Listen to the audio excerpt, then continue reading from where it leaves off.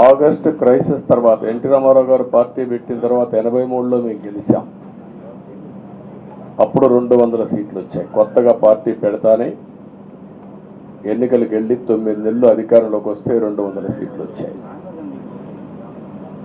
94లో మీరు ఒక్కసారి చూస్తే ప్రజా వ్యతిరేకం వల్ల 3 ముఖ్యమంత్రులు మారడం వల్ల ఆ రోజు మీరు ఎన్నికలు చూస్తే దగ్గర అపోజిషన్ పార్టీకి రిక్వైర్డ్ నెంబర్ అంటే అపోజిషన్ లీడర్గా వచ్చే స్టేటస్ రాకుండా వచ్చాయి. అవన్నిటిని వర్పించే విధంగా ఈసారి ఊహించని విధంగా వచ్చింది.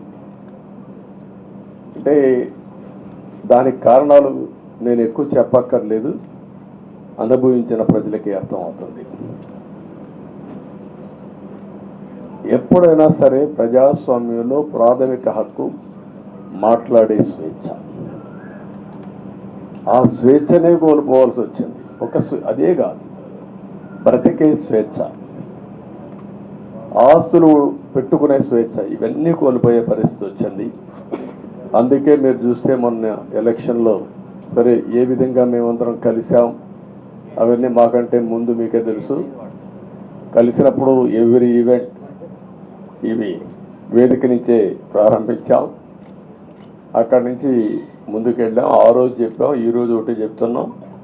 మా ఆలోచన ప్రజలు గెలవాలి, రాష్ట్రం నిలబడాలి, అంతవరకు సాధించగలిగాం. 55.38% ఓట్లు పడ్డాయి. దీంట్లో తెలుగుదేశానికి 45.60% పడ్డాయి. వైసీపీకి 39.37% పడ్డాయి. ఇది ఊహించినటువంటి ఒక్కొక్కసారి 95,000 మెజారిటీ. ఒకప్పుడు నేను చార్మినార్ ఎగ్జాంపుల్ చెప్పేవాడిని.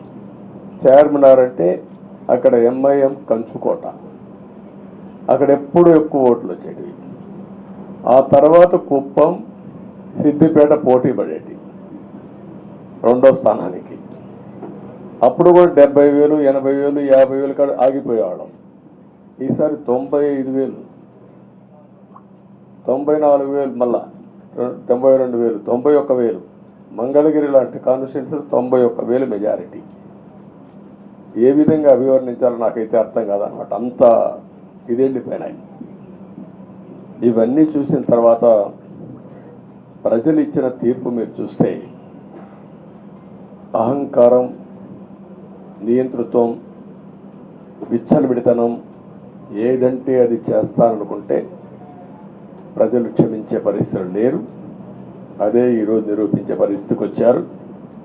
ఒక మాటలో చెప్పాలంటే ఈసారి వీళ్ళు చేసింది గుణపాఠం పాలకులకు కాదు, అవినీతి అహంకారంతో ముందుకు పోయి ఎలాంటి ధ్వంసకారులకైనా ఇదే జరుగుతుందని నిరూపించారు ప్రజలు.